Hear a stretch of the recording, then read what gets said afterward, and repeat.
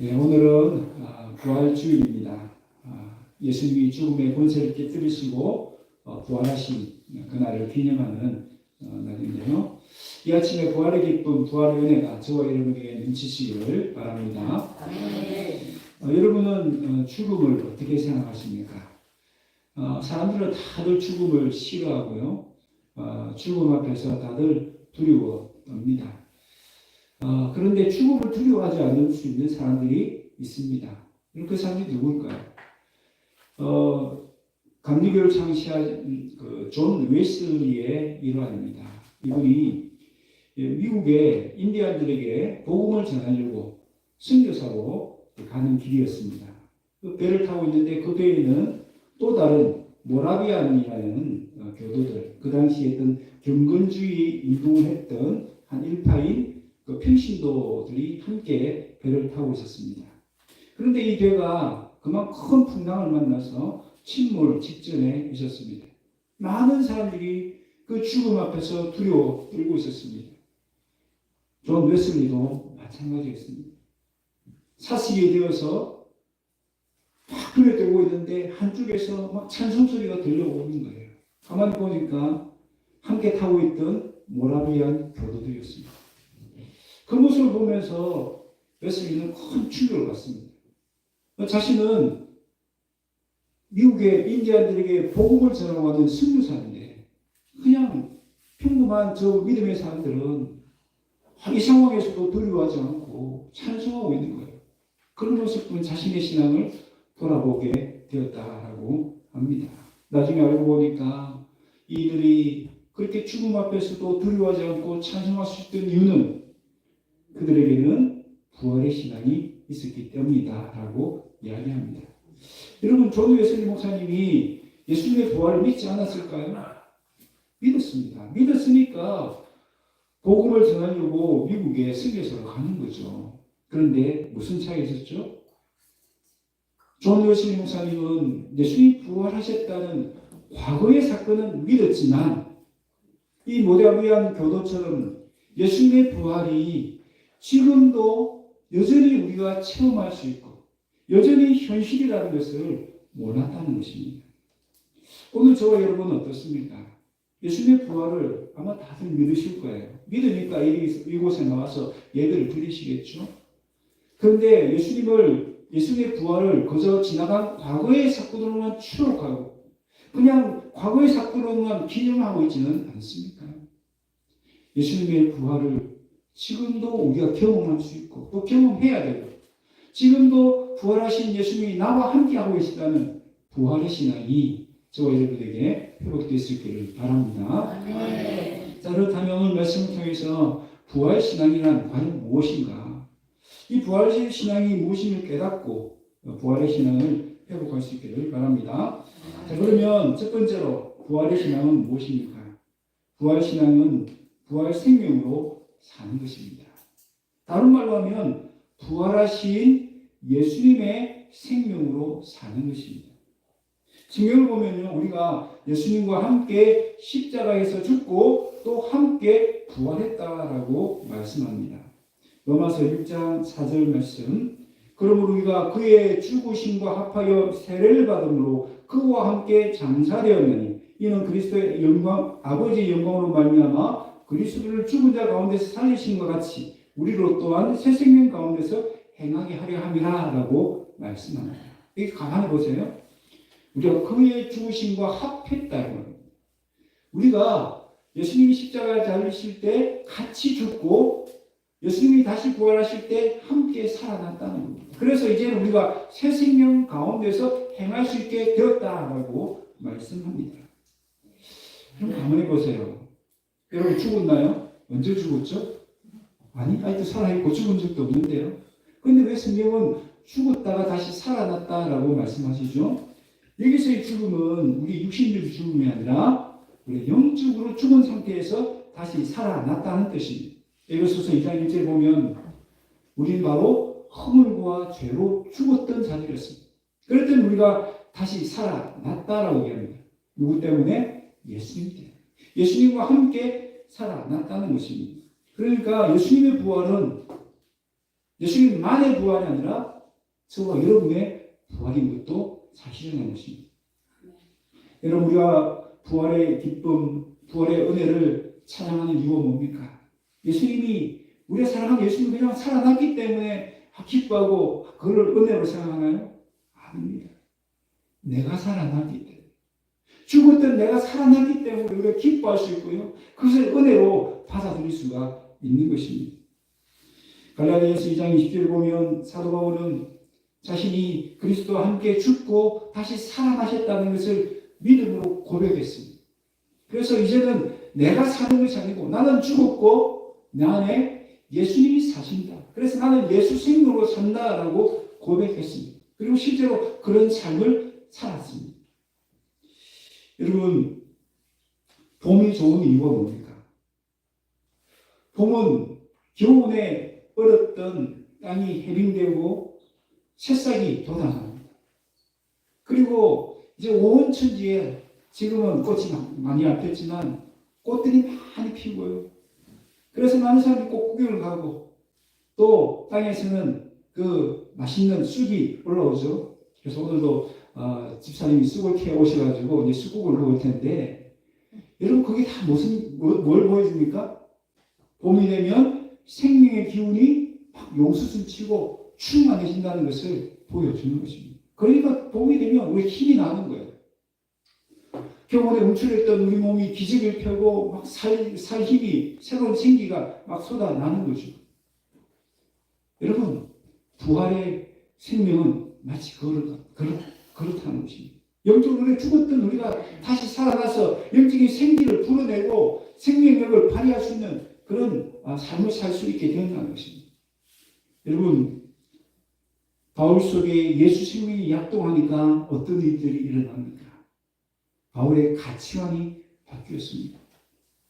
바울은 세상의 부귀 영화와 모든 성공을 배설물로 여긴다고 했습니다.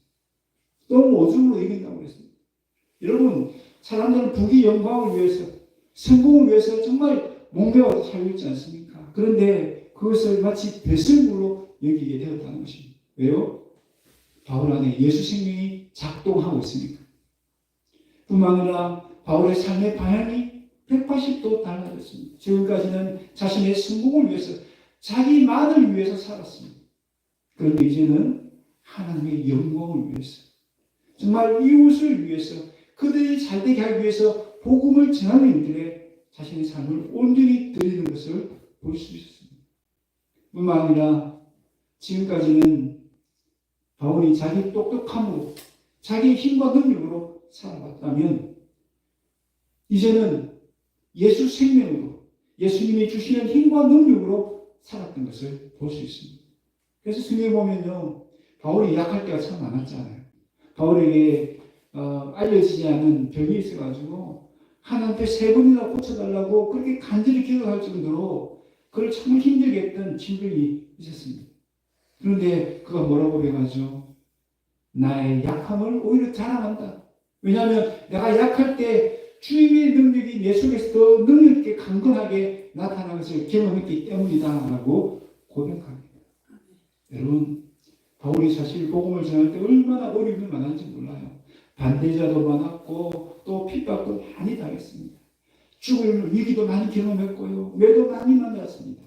그런데 그 모든 어려움들을 이겨낼 수 있던 원동력이 뭡니까? 바울 안에 있는 예수 생명 때문입니다. 예수 생명이 그런 힘과 능력을 바울에게 주었기 때문에 그 많은 어려움들을 극복하고 복음을 전할 수 있었던 것입니다.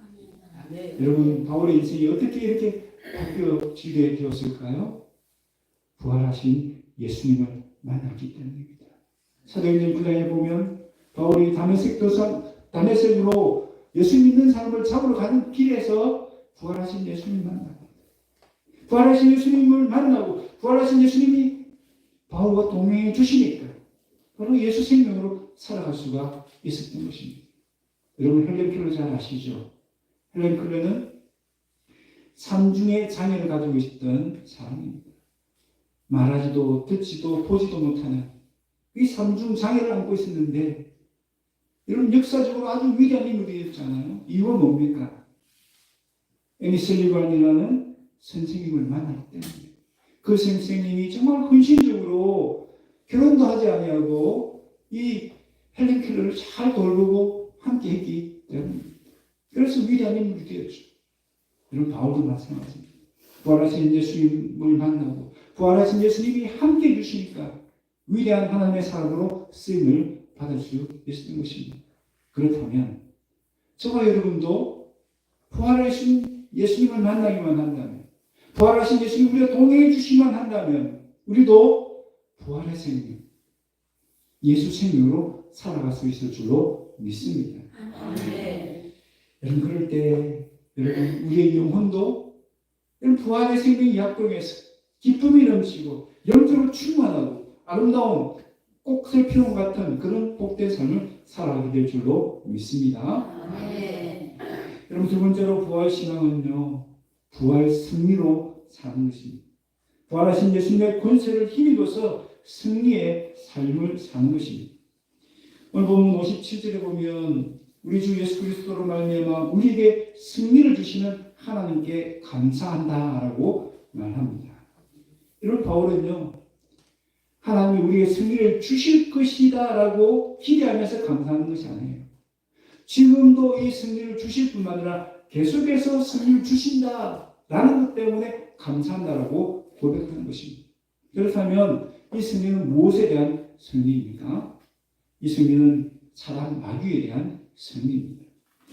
그럼 창세기 3장 15절에 보면 하나님이 이 아담에게 하와에게 선악과를 먹였던 그 마귀에게 이런 저주를 내리시죠. 3장 15절 내가 너로 여자와 원수가 되게 하고 내 후손도 여자의 후손과 원수가 되게 하려니 여자의 후손은 바로 여자의 후손 예수님인데요. 내 머리를 상하게 할 것이요 너는 그의 발꿈치를 상하게 할 것이니라 하시고 머리를 상하게 한다, 발꿈치를 상하게 한다는 것은 무엇을 말합니까?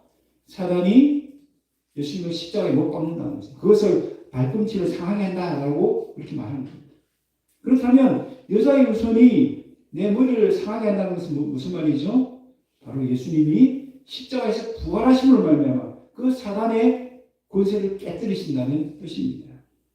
바로 예수님이 부활하셨음으로 말미암아 승리를 쟁취하셨다라는 것을 말씀하고 있는 것이죠. 예수님이 부활하신 것은요 사단으로부터 승리하셨다는 것을 우리 모두에게 알려주신 사건입니다. 그런데 바울은 그 승리가 바로 나에게도 주어졌다라고 말씀하는 것입니다.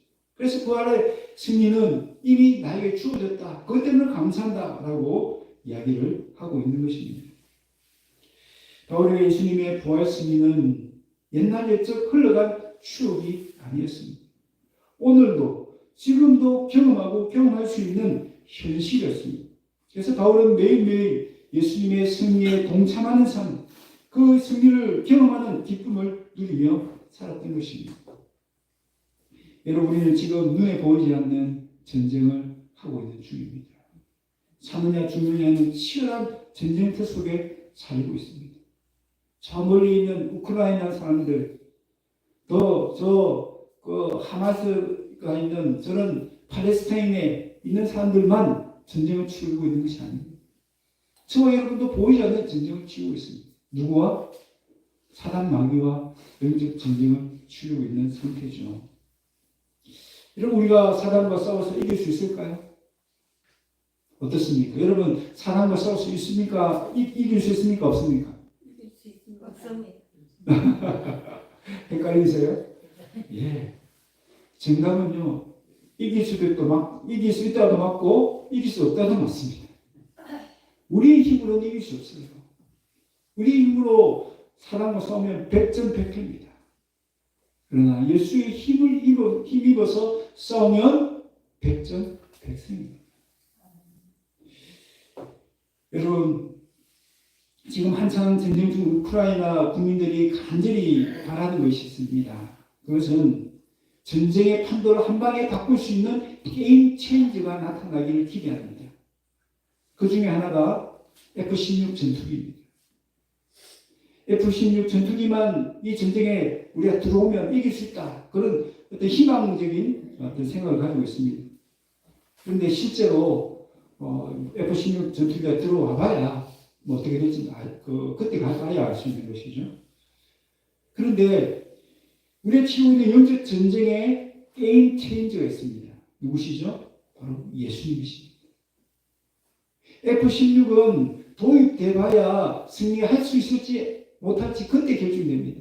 그런데 예수님은요, 게임 체인저로서 이미 영적 전쟁을 승리하셨습니다. 어디에서요? 십자가에서. 십자가에서 죽으시고 부활하심으로 승리를 이미 거두셨습니다.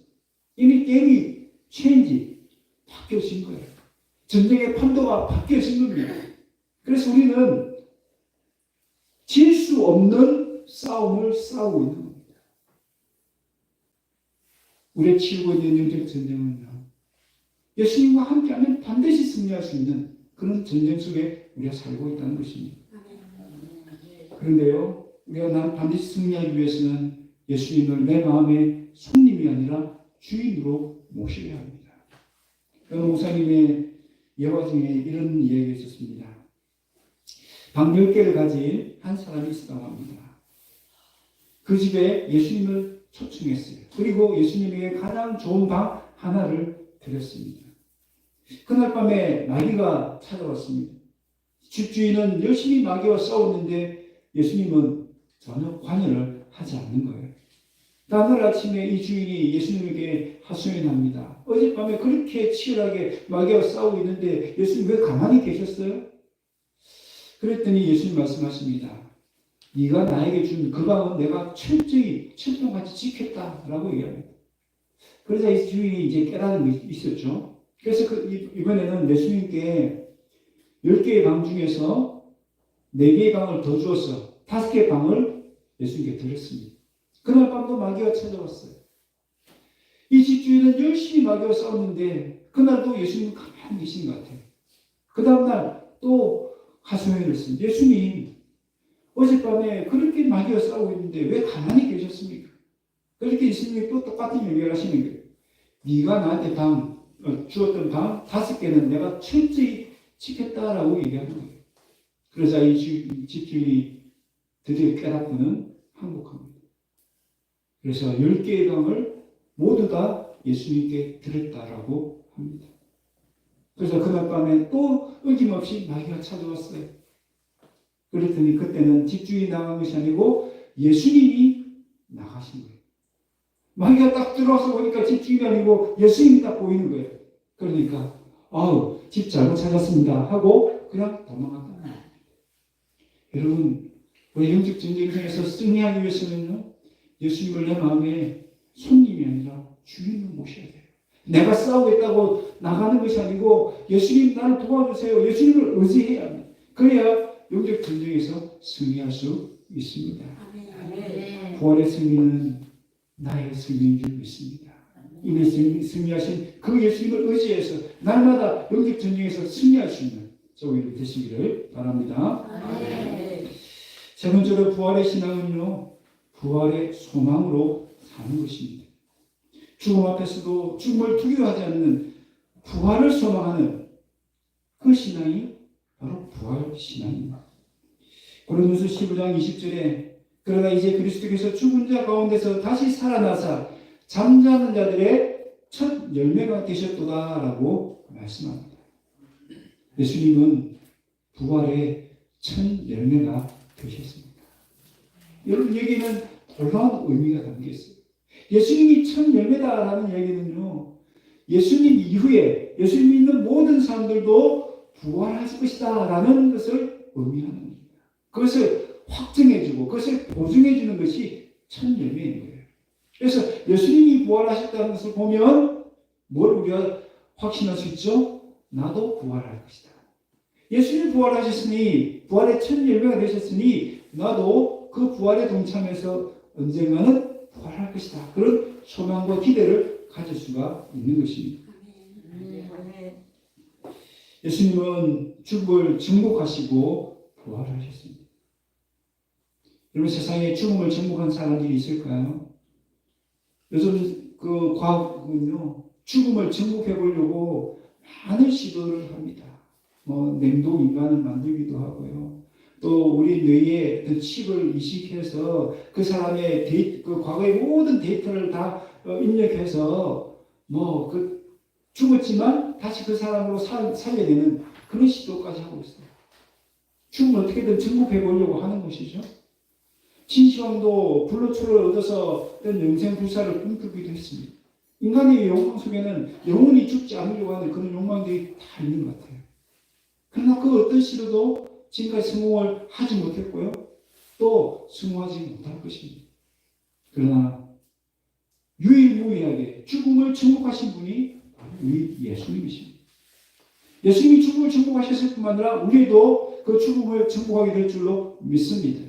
그래서 그 죽음 가운데서 부활하게 될 줄로 믿습니다. 여러분, 우리는 죽음은 끝나지 않습니다. 세상 사람들은 죽음으로 모든 것이 다 끝났다고 생각하지만 우리는 그렇지 않습니다. 죽음 이후에 부활이 있습니다. 다시 살아날 것입니다. 그냥 사는 것이 아니고 영광스러운 몸을 입고 다시 살아나게 될 줄로 믿습니다. 여러분, 그래서 제 얘기가 아니고요. 성령의 약속입니다. 우리 고린도전서 15장 20절 같이 한번 읽겠습니다. 해의 영광이 다르고 달의 영광이 다르며 별의 영광도 다른데 별과 별의 영광이 다르도다. 죽은 자의 부활도 그와 같으니 썩을 것으로 심고 썩지 않을 것으로 다시 살아나며 욕된 것으로 심고 영광스러운 것으로 다시 살아나며 약한 것으로 심고 강한 것으로 다시 살아나며 육의 몸으로 심고 신령한 몸으로 다시 살아나니 육의 몸이 있은즉 또 영의 몸도 있느니라. 아멘. 우리 예수님이 부활하셔서 예수님이 육의 몸이 아니라 영의 몸이 되시는 것을 보여주셨죠. 여러분, 부활하신 예수님이 나타났습니다. 제자들이 예수님을 알아보았을까요? 몰라보았을까요? 알아봤습니다. 그죠? 예수님의 어떤 용모는 그대로인 것 같아요. 그런데 예수님의 몸은 이전과 완전히 달라졌어요. 어디서 알 수 있습니까? 예수님이 어느 날 호령이 제들 앞에 나타났어요. 그죠? 분명히 집 안에 문을 열고 들어온 것이 아닌데 집 안에 있는 제들에게 쑥 나타난 거예요. 몸을 입고 계시긴 한데 영의 몸으로 나타난 것이죠. 신령한 몸을 입고 나타나신 것이죠. 우리도 장차 부활하게 되면 그렇게 된다는 것입니다. 욕된 것을 심고 영광스러운 것 다시 살아. 약한 것이 있는데 강한 것으로 다시 살아난다는 것입니다. 1967년도에 조니 에릭슨이라는 운동선수가 있었는데 이 다이빙을 하다가 그만 목뼈가 부러지는 대형 사고를 당합니다. 그로 인해서 하루아침에 목 이하가 완전히 마비되는 중증 신체마비 환자가 되어버립니다. 누군가가 먹여주고 또 몸도 씻겨주고 또 대소변도 받아주지 않으면 하루하루 살아갈 수 없는 그런 비참한 인생이 되었습니다. 여러분, 10대의 어린 나이에 그런 충격적인 사건을 만났으니까 여러분 어떻게 했어요? 이 자리에도 그 비슷한 연령대가 있는데 그 마음이 얼마나 좌절되고 얼마나 절망이 되고 얼마나 고통스럽고 얼마나 힘들었겠습니까? 그러니까 그 마음속에 여러분 자살하고자 하는 그런 마음도 생겨났다라고 합니다. 그런데 나중에는요, 이 여인이 이렇게 변했습니다. 입술로 붓을 물고 그림을 그리는 화가가 되었습니다. 뿐만 아니라 방송을 통해서 전 세계의 장애인들에게 희망을 전하는 그런 복음 전도자가 되었습니다. 그리고 이 그녀의 이야기는요, 1979년도에 영화로 만들어졌습니다. 존이라는 영화로 만들어지기도 했습니다.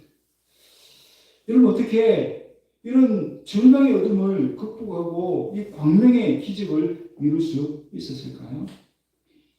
그 실행을, 그 절망을 이길 수 있었던 힘은 부활의 소망 때문이었습니다. 어떤 믿음이 있었냐면 자신도 죽어서 다시 부활하게 되면, 부활의 천국에 들어가면 건강한 두 발로 춤을 출 수 있을 뿐만 아니라 오그라진 손과 비틀어진 무릎과 움직일 수 없는 모든 근육들이 새롭게 변화되어서 휠체어에서 일어나서 정상적인 몸으로, 아름다운 몸으로 회복될 것이라는 그런 믿음이, 그런 소망이 생겨난 것입니다. 무엇 때문에? 부활의 소망 때문에. 방금 우리가 읽었던 이 고린도서의 약속의 말씀을 믿은 것입니다. 그 약속의 말씀 붙들고 소망하고 나니까 그를 짓눌렸던 모든 절망들이 다 희망으로 바뀌어진 것입니다. 그래서 죽음 같은 고통과 그 장애를 이겨내고 희망을 전하는 정말 멋진 인생을 살았다라고 이야기합니다. 이런 부활의 신앙은요, 모진 세상의 고통과 환난과 신체적인 장애까지도 능히 극복할 수 있는 기적의 삶, 축복의 삶을 살게 해 줍니다. 여러분의 부활의 신앙이 얼마나 멋집니까? 우리 하나님은 우리가 바로 이 부활의 신앙으로 살아가기를 원하십니다. 그저 지나간 부활을 기념하고 부활하셨다라고 그냥 찬양하고 하루의 행사로 끝나는 것을 원하지 않습니다. 365일 이 부활의 신앙으로 살아서 부활의 기쁨이 넘치고 부활의 생명력이 넘치고 부활의 소망이 넘치고 부활의 승리의 삶을 누리는 그런 멋진 삶을 살아가기를 원하십니다. 우리 주님이 왜 부활하셨겠습니까? 그냥 1년에 한 번, 딱 한 번 부활절 기념하라고 부활하셨을까요? 그렇지 않은 것입니다. 우리가 365일 매일매일 이 부활을 경험하고 부활하신 예수님과 동행함으로 말미암아 부활의 생명을 누리고 부활의 승리를 얻고 부활의 소망 가운데 살아가기를 원하실 것입니다. 우리도 주님의 소망을 마음에 새기고 365일 이 부활의 신앙으로 살아가기로 소망을 결단할 수 있는 저와 여러분 다 되시기를 주의 이름으로 축원합니다. 이 말씀을 기억하면서 같이 한번 기도하겠습니다.